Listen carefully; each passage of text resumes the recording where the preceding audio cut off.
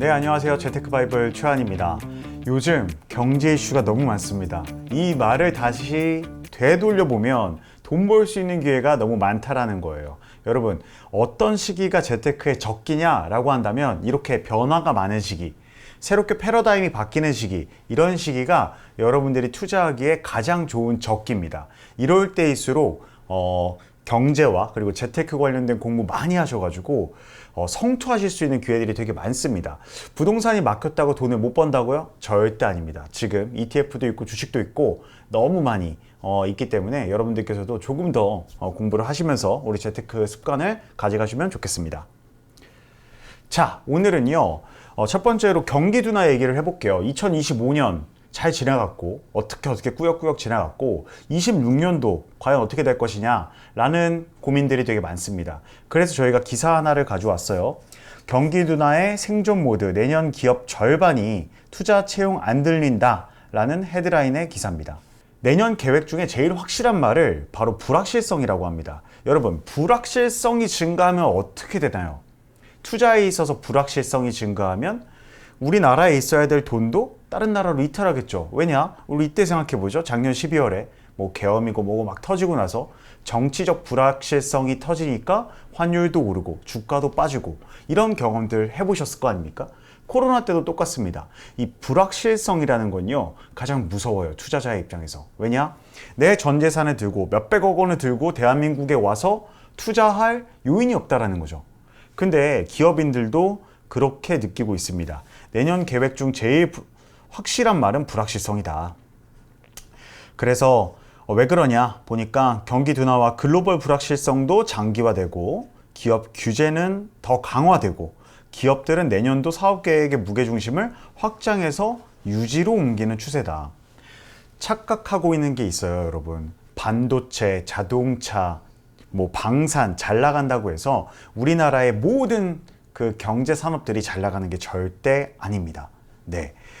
대부분의 일부 업종에 굉장히 치우쳐져서 우리나라의 수출을 견인하고 있고요. 일반적인 사업자들이 봤을 때는, 회사들이 봤을 때는 지금 기업의 규제 너무 심한 겁니다. 기업의 규제 심해서 뭐 상법이니 노란봉투법이니 어떻게 공장 하나 쉽게 지을 수 있겠습니까? 왜냐하면 이제 해고나 이런 것들도 너무 어렵잖아요. 유연성도, 고용의 유연성도 떨어지고 이런 상황이 지속되다 보니 공장 어디에 지어요? 여러분, 트럼프가 미국에 지으라고 그랬죠. 미국에 짓고 베트남에 짓고 이런 것들이 조금 더 편리하고 인건비도 저렴한 곳으로 계속 이탈을 하고 있는 겁니다. 실제로 그래서 제조업이랑 건설업 전망을 보면은 내년에도 10몇 프로 하향입니다. 이게 명확하게 나와 있어요. 내년 전망에. 이 말은 뭐냐? 제조업, 건설업 안 좋아집니다. 우리나라 뭘로 먹고 삽니까? 아직까지도 서비스업이 아닙니다. 제조업과 건설업 기반으로 한 경제 생태계가 구성되어 있는데 내년에도 더 안 좋아진다는 거죠. 왜요? 글로벌 불확실성이고요. 지금 내수 경기 둔화돼 있고요. 기업 규제가 더 강화되니까요. 그러면 이 문제가 내년에가 좋아지려면 혹은 내후년까지 좋아지려면 해결돼야 될 게 딱 세 개죠. 글로벌 불확실성이 명확해지고 이제 글로벌이 확실하게 이 방향으로 가는구나 라는 게 인지되고, 두 번째 내수 경기 둔화가 완화되고, 세 번째 기업 규제가 풀리고, 이런 시그널이 나온다면은 아마 주가의 상승이나 이런 것들을 조금 더 기대해 볼 수 있지 않을까 싶습니다. 그래서 긴축을 선택한 기업들의 1순위 수단은 인력 운용 합리화 무려 61.1%입니다. 예, 60%에 해당하는 기업들이 인력 운용을 합리화하겠다. 자를 사람 자르고 내버려둘 사람 내버린다라는 거죠. 그래서 2017년 전망조사 이후에 9년 만에 인력 조정이 긴축의 최우선 수단에 꼽혔다라는 겁니다. 자, 인력 구조 조정이 꼽혔다라는 거는 여러분 보셔야 돼요. 제가 엊그젠가요? 이 기사 중에 되게 인사이트 있었던 게 12월 중순이죠. 롯데시네마가 지금 거의 파산 직전이거든요. 그리고 CGV, 영화관 매출이 전년 대비 33% 떨어졌습니다. 그리고 롯데시네마는 정리해고하고 있어요. CGV도 다 정리하고 있습니다. 그리고 여러분, 게임회사 예전처럼 개발자들 채용합니까? 안 하죠. 다 정리해고하고 있어요. 이런 상황들이 지금 이제 공공연하게 대한민국 경제에 드리워져 있다는 겁니다. 그러니까 1순위가 인력 운용 합리화겠죠. 자, 이런 상황에서 대한민국 경제 발전이 있을까요? 그러니까 지금의 4,200선, 4,300선이 허구라는 거예요. 왜 허구인지 제가 또 뒤에서 말씀드릴게요. 300인 이상 기업은 대기업만 놓고 보면 채용 축소가 41%로 가장 높았습니다. 채용 계속 줄이겠다라는 거죠. 그쵸? 계속 채용이 줄고 있는 거 여러분들 느끼실 겁니다. 특히 청년 실업 인구도 계속 늘어나고 있다라는 통계가 계속 뜨고 있어요. 특히 300인 이상 기업은 국내 투자 축소할 거고요. 이 의견이 계속 확대되고 있고 유지하고 있는 비율이 계속 높아지고 있다. 근데 여기서 뒤에가 재밌어요. 반면 해외 투자에 대해서는 45.7%가 확대를 선택했다. 수년 전부터 말레이시아 등 동남아시아로 이전에 이어 대미 투자 확대에 영향이 큰 것으로 보인다. 자, 보이시죠? 국내에 공장 짓는다고 했습니까? 300인 이상 기업이? 아니요. 채용한다고 했습니까? 아니요. 어디에 만든다고요? 해외로 나가서 투자 많이 한다고요. 어디요? 동남아시아랑 대미요. 미국으로 가는 이유는 다 알고 계시죠? 트럼프가 멱살 잡고 야, 미국 안 오면 다 죽여버린다 이랬잖아요. 그러니까 갈 수밖에 없습니다. 여러분, 현대차 공장이 현대자동차만 가는 게 아닙니다. 현대차의 1차 벤더 큰 공장들 다 같이 가요. 부품 공장들도. 그게 뭐예요? 다 제조업이죠. 제조업 일자리가 사라지는 겁니다. 지금 이런 위기의 환경에 내년 직면해 있다라고 보시는 게 되게 객관적이라고 볼 수 있어요. 제조업체 관계자는 전기요금과 인건비 치솟고 있고 국내 설비 투자 지속하는 건 고정비 폭탄을 감수하라는 말과 같다. 노란봉투법과 상법 개정 같은 정책 변수까지 겹치면서 기업들이 불확실성에 대비해 방어적 기조를 취할 수밖에 없는 환경이 됐다. 자, 이 말 그냥 이해되시죠? 여러분이 제조업체 관계자예요. 우리나라 제조업과 중화학공업이 어느 정도 기반으로 먹고 살고 있는 나라라고요. 그런데 전기요금 계속 올린다 그러죠. 정권 바뀌고 인건비도 당연히 이 정권에서 최저시급이나 이런 것들을 더 많이 올렸었잖아요. 그때 10,000원 넘겼을 때도 문재인 정부였고 당연히 최저시급이나 인건비 더 올리겠죠. 정년 연장시키겠죠.